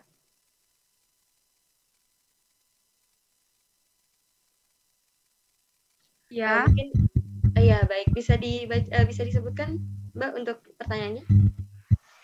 Iya, saya ingin bertanya bagaimana filter atau menganalisis sebuah aplikasi, Pak, yang misalnya kita mau bisnis ini agar tidak tercuri data kita, seperti itu, Pak. Baik, langsung saya jawab ya. Baik, silakan Bapak. Iya. Jadi yang pertama adalah kita perlu memahami aplikasi-aplikasi yang memang kategorinya dia sudah banyak digunakan oleh orang banyak. Kalau kita nginstal di HP kan kelihatan sudah berapa orang yang menginstal aplikasi itu. Lalu kemudian kita cek juga apa namanya bintangnya. Biasanya kan dikasih bintang. Kalau bintangnya bagus, lalu kemudian sudah banyak yang menggunakannya, dan juga kita misalnya kalau kita bisa googling apakah aplikasi itu aman atau tidak, baru kemudian kalau kita yakin kita bisa install aplikasi itu, gitu ya.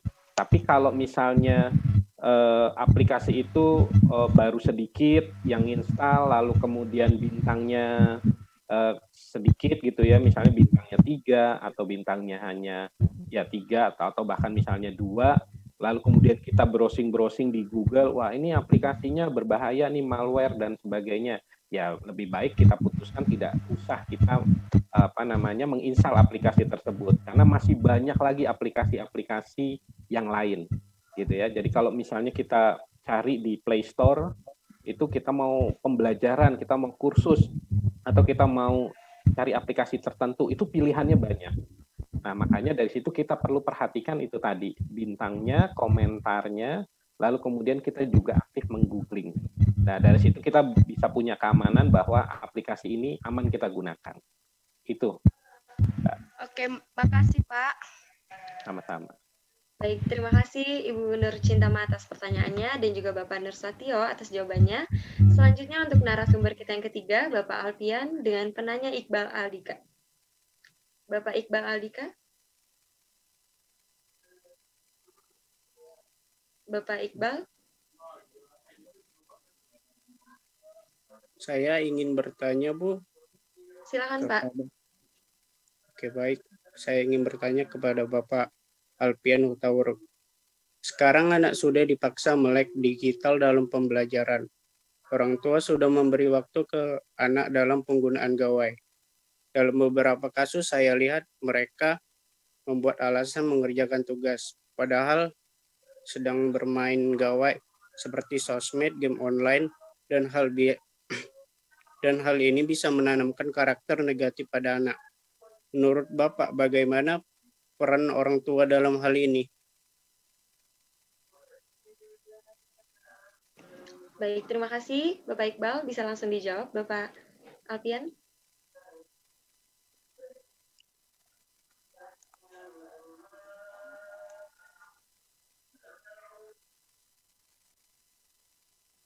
Mohon maaf, Bapak mungkin bisa di-unmute terlebih dahulu.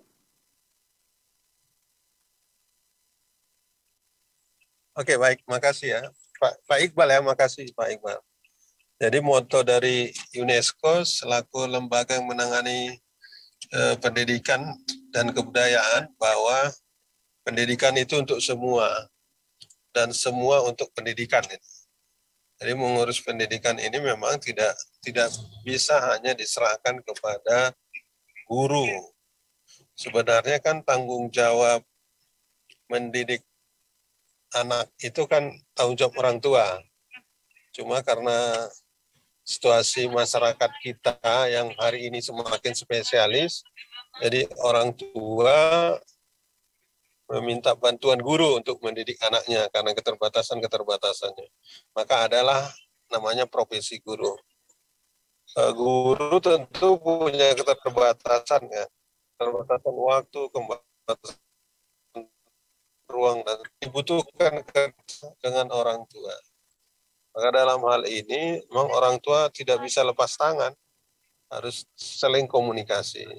Ada beberapa lembaga pendidikan yang bagus sekali komunikasi antara orang tua dengan guru. Jadi saya kira itu yang prinsipil ya dari awal. Bila perlu ada semacam perjanjian begitu. Ketika penerimaan peserta didik baru ada perjanjian orang tua dengan guru gitu. Apa perannya, apa fungsi masing-masing. Sebaliknya guru tentu juga harus responsif ya dengan apa yang ada, karena bisa jadi orang tua ini kan tidak secerdas guru misalnya, atau orang tua ini tidak sepeduli guru terhadap pendidikan, bisa jadi karena keterbatasan ekonomi, keterbatasan waktu, dan seterusnya. Mereka juga harus selalu didampingi, diingatkan, dan seterusnya. Jadi saya kira memang intinya adalah komunikasi. Di samping itu memang masyarakat juga harus membantu, khususnya masyarakat yang menyediakan fasilitas internet misalnya, yang hari ini mungkin anak-anak suka bermain di situ yang tidak dimanfaatkan untuk pendidikan, untuk pengembangan pengetahuan dan seterusnya, tapi justru hanya sekedar bermain dan seterusnya itu. Jadi saya kira memang harus ada kerjasama ya, kerjasama bukan hanya antara guru dengan orang tua, juga masyarakat. Dan di sini ada peran pemerintah ya, misal pemerintah tingkat kelurahan atau desa. Karena memang pemimpin itu perlu visi yang jelas untuk bagaimana pendidikan kita ini bermanfaat. Makanya benar itu moto dari UNESCO itu, pendidikan untuk semua dan semua untuk pendidikan. Karena tidak ada peradaban suatu bangsa itu maju apabila pendidikannya tidak maju. Kalau Indonesia ini maju, ya pendidikan harus maju dong. Gitu. Suatu negeri juga begitu, suatu daerah juga begitu. Saya kira gitu, Pak. Makasih. Baik, terima kasih Bapak Alfian atas jawabannya dan juga Bapak Iqbal atas pertanyaannya. Selanjutnya untuk narasumber kita yang keempat, Bapak Edi dengan penanya Bapak Joseph. Bapak Joseph Samosir mungkin bisa di-unmute.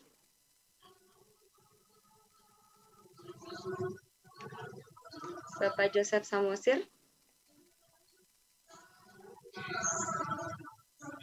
Mungkin bisa saya bacakan saja pertanyaannya. Halo Kak. Iya baik, silakan Bapak.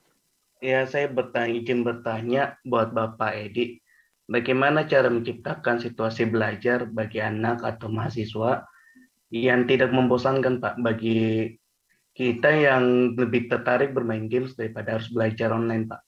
Terima kasih. Ya, baik. Terima kasih Pak Joseph. Jadi ini kan menjadi pertanyaan banyak orang sebenarnya. Kadang-kadang saya juga ini mikir nih, kenapa ini bisa terjadi gitu. Jadi kalau fokus kita, ini hemat saya Pak Joseph, kalau fokus kita itu masih dia berpikir pada pedagogi, maka saya pastikan siswa itu akan bosan dengan pembelajaran dan materi apapun yang kita buat. Tapi kalau kita beralih misalnya ke hutagogi itu Bapak, siswa memilih materinya sendiri. Jadi dia self-directed ya. Siswa yang menentukan arah pembelajarannya, tentu berdiskusi dengan guru. Pak, saya maunya belajar ini Pak, materi ini Pak. Gitu. Nah, harus ada kesepakatan memang dengan guru. Kalau dia sudah pilihan materi dia yang kita berikan, saya pastikan dia akan senang. Kenapa? Dia sudah di awal dia sudah senang dengan materi itu. Kemudian yang paling penting dari semua itu Pak, ada satu terminologi menarik sebenarnya untuk kita diskusikan, itu nurturing skill itu Pak. Jadi kemampuan kita untuk mengasuh. Guru ini kan sebagai pengasuh gitu ya, bukan hanya sebagai pengajar. Jadi yang ditransfer itu bukan hanya ilmu, bukan hanya pengetahuan, tapi bagaimana ada engagement, ada keterikatan secara sosial, ada keterikatan secara emosional antara guru dan siswa atau peserta didik. Kalau sudah terbangun social emotional relationship itu, saya yakin Pak, game itu nggak ada gunanya. Kenapa anak-anak senang main game itu? Karena memang mereka mereka itu asik, tidak diganggu dengan aturan-aturan pada game itu. Mereka bisa menentukan arah mana mereka mau jalan, mereka mau direct kemana, itu game mempersilahkannya. Pun ada aturan-aturan di dalam game itu yang juga membuat anak-anak stres. Nah, jadi kalau kita bangun kesepakatan, kita asuh anak itu dengan kepedulian yang mendalam. Bahasa saya mendalam ini ya, karena memang anak-anak memang harus kita benar-benar asuh. Kemudian materinya itu Pak kita sesuaikan dengan kemampuan anak. Loh bagaimana Pak nanti dengan kurikulum? Nah, sekarang ini kan sedang ngetren Pak, namanya personal curriculum atau individual curriculum. Kalau bisa memang materi itu sesuai dengan bakat anak masing-masing. Jadi kalau saya mau contohkan Pak, apakah nanti ini berjalan atau tidak, maksud saya apakah ini nanti berhasil atau tidak, tapi sudah kami jalankan. Di SMP 14 itu Pak, kami sudah mulai moving class yang berbasis produk. Jadi kelas itu nggak ada lagi kelas-kelas ini, kelas-kelas misalnya kelas 71, 72 tidak ada lagi. Jadi kelas IPA, kelas IPS, kelas bahasa Inggris yang di-create di dalamnya agar anak-anak senang. Nanti di kelas itu ditanya tuh, anak-anak mau ngapain nih, bakatnya. Jadi di awal tuh di kelas 7 begitu masuk siswa baru ini Pak, kita tanyakin itu. Jadi kesiswaan sudah tanya itu, kamu bakatnya apa, kamu bakatnya apa, kamu bakatnya apa. Nah jadi sudah kita data, akhirnya kita bisa tahu, oh anak-anak minatnya kemari belajarnya. Nah, jadi personal, kita lebih ke personal curriculum. Nah, kalau agak sulit itu silakan nanti kita komunikasikan ke pihak sekolah bagaimana penerapan kurikulumnya. Saya kira begitu Pak Joseph, terima kasih. Baik, terima kasih Pak Joseph atas pertanyaannya dan juga Pak Edi atas jawabannya. Terima kasih juga kepada para penanya atas pertanyaan yang sangat bagus sekali dan juga para narasumber atas jawabannya yang sangat luar biasa. Selanjutnya, saya ingin kembali menyapa key opinion leader kita pada hari ini, Mbak Nina Kardiana. Ya. Sinyalnya nih. Iya ya. Halo Mbak. Halo. Baik Mbak. Baik. Menurut Mbak nih, sebagai pengusaha, bagaimana sih Mbak masyarakat Indonesia ini sudah sejauh mana paham tentang digital? Ya, kalau menilai masyarakat Indonesia terlalu luas ya. Mungkin kalau yang saya perhatikan sekeliling dengan semakin banyaknya teman-teman yang membuat UMKM gitu secara pribadi dari teman-teman terdekat atau keluarga, mereka sudah semakin sadar bahwa sosial media itu tidak hanya untuk pribadi, tapi bisa untuk bisnis dan mendapatkan cuan, itu sih yang pasti. Baik, Mbak, aku mau nanya lagi nih Mbak, setuju nggak sih Mbak kalau misalnya setiap orang itu bisa menjadi tenaga pendidik? Apa nih yang Mbak mau sharing ke kita semua? Setuju, nggak setuju ya, mungkin memang balik lagi ke pribadi orangnya, karena kesabaran itu beda-beda ya. Kalau saya pribadi, baru memulai menjadi ibu yang menemani anaknya sekolah, itu memang butuh belajar juga bagaimana menjadi pengajar di rumah juga gitu. Ditambah dengan apa yang sudah diberikan gurunya, pastinya kan melalui orang tua terlebih dahulu. Jadi yang penting kita tidak pernah berhenti belajar untuk hal apapun yang bermanfaat, itu sih yang saya pelajari sampai saat ini. Jadi setuju ya, untuk saya pribadi saya setuju karena saya harus bisa memberikan manfaat untuk anak saya dengan mengajarkan yang baik gitu. Baik, Mbak, kan dunia pendidikan ini udah mulai belajar mengajarnya secara online ya, secara virtual. Pasti ada tantangan yang perlu dilewati nih. Apa sih harapan Mbak terhadap tenaga pendidik di Indonesia sehubungan dengan penerapan teknologi pendidikan dan juga pengembangan digital di era sekarang? Ya, harapannya memang inginnya semua guru itu melek digital, yang pasti itu nomor satu karena semuanya sudah berbasic digital. Yang kedua, lebih belajar berkomunikasi dua arah lagi karena tidak dengan anak-anak saja, tapi dengan orang tua juga. Jadi apa yang diberikan tugas itu sampai ke orang tuanya dengan baik untuk disampaikan kembali kepada anak-anaknya atau murid-muridnya. Gitu. Baik, sebelumnya mohon maaf Mbak karena keterbatasan waktu kita pada hari ini. Boleh dong Mbak memberikan closing statement untuk menutup sesi webinar kali ini? Closing dari saya yang pasti semua orang bisa menjadi pengusaha, semua orang bisa menjadi pengajar, semua orang bisa menjadi apa yang dibutuhkan pada saat itu tersendiri. Jadi yang pasti tidak pernah berhenti belajar untuk bermanfaat untuk orang lain. Gitu. Baik, jangan pernah berhenti belajar untuk bermanfaat ya Mbak. Terima kasih Mbak Nina Kardiana. Selanjutnya, baik. Jadi gimana sih kita harus menjauhi hal-hal negatif dalam bermedia sosial. Jadi kita harus berpikir penting nggak sih, ilegal nggak sih, terus juga harus bisa menghargai privasi setiap orang, menerapkan toleransi antar sesama, buat diri kita dan penampilan kita sebagus mungkin. Tadi juga sudah yang disampaikan oleh Ibu Azizah, dan karena di era sekarang ini kita sudah hidup di dalam semua serba digital, banyak data-data penting juga yang kita taruh di internet, maka dari itu kita harus waspada dan juga selalu menjaga perangkat digital dari ancaman dan juga kejahatan di internet. Tadi juga ada konsep cybergogi sebagai inovasi dalam aktivitas pembelajaran yang bisa memudahkan memahami pembelajaran dan pengetahuan tentang suatu topik menjadi luas. Nah, berkaitan juga nih dengan materi yang disampaikan dengan Pak Alpian, dalam strategi pembelajaran di era digital perlu diperhatikan ketika memilih materi strategi pembelajaran, itu harus juga bisa menarik perhatian si siswa dan tentunya menggiring siswa untuk belajar secara mandiri juga. Nah, saya juga ingin mengingatkan untuk selalu menginstal aplikasi Siberkreasi, follow akun Instagram, Facebook Siberkreasi, dan juga tonton video-video Makin Cakap Digital dengan beragam tema di YouTube Siberkreasi. Nah, selanjutnya saya mau nempatin janji saya nih. Tadi kan saya bilang akan ada 6 pemenang lain yang juga beruntung. Nah, kepada para pemenang dimohon untuk on cam, untuk foto terlebih dahulu. Ada Yoga Arya, Nur Ainun Lubis, dan Mastar Muham.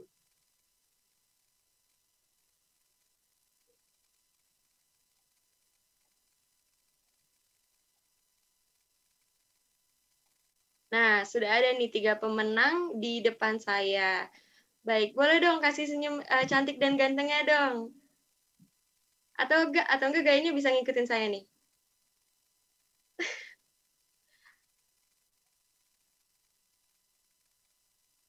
Baik, 1, 2, 3. Nah, aku mau nanya dulu nih, kira-kira e-money-nya mau dipakai buat apa sih? Mungkin bisa Mas Yoga terlebih dahulu.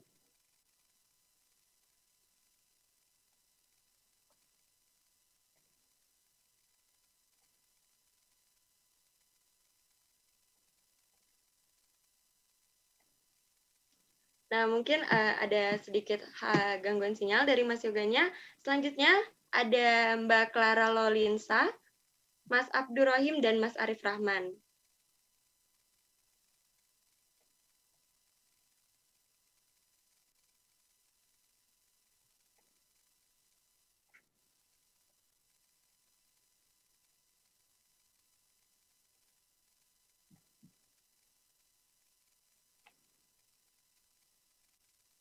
Nah, gimana sih? Aku mau nanya nih, gimana sih kesan pesannya ngikutin webinar hari ini?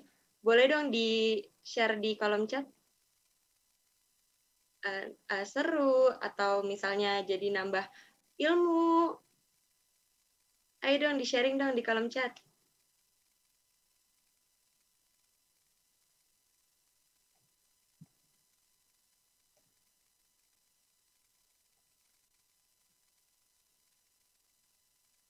Atau kasih reaction-nya nih, boleh nih, yang masih semangat nih. Wah, ada dari Mbak Clara nih, pastinya menambah wawasan. Ada dari Mbak Aita nih, luar biasanya pakai caps lock. Ada dari Mbak Desi juga nih, sangat menambah wawasan. Sangat bermanfaat. Dari Mas Yoga sangat seru, edukatif juga, dan menambah wawasan bagi pribadi Mas Yoga mengenai cybergogi. Dari Mas Syafrizal nih katanya, wow, mantul. Ada juga nih yang bilang asyik, sangat edukatif, menambah ilmu, dan juga nambah wawasan dalam berdigital. Dan saya juga ingin mengingatkan untuk jangan lupa mematuhi protokol kesehatan dan vaksinasi juga. Bagi yang belum vaksin nih, ayo segera vaksin. Baik, nah sudah ada nih 3 pemenang kita. Boleh dong dikasih senyum cantik dan gantengnya nih. Atau enggak gayanya ikutin saya deh. Ayo dong diangkat tangannya dong.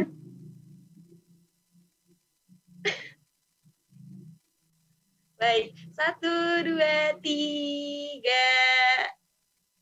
Baik, terima kasih Dan sekali lagi selamat kepada para pemenang, dan diingatkan lagi kepada pemenang, jangan lupa untuk mengirimkan nomor telepon kepada host di chat Zoom dan aplikasi yang bisa digunakan untuk menerima hadiah, yaitu OVO atau GoPay atau Dana atau link aja. Nah, sampailah kita kepada penghujung acara webinar pada siang hari ini. Saya Reika, selaku moderator mewakili seluruh panitia yang bertugas pada webinar kali ini. Mohon maaf apabila ada kekurangan dan juga salah kata. Terima kasih juga kepada para narasumber hari ini dan peserta yang sudah hadir. Semoga kita semua selalu dalam keadaan sehat walafiat. Terima kasih, salam literasi Indonesia makin cakap digital. Terima kasih. Izin live ya. Baik Ibu, terima kasih.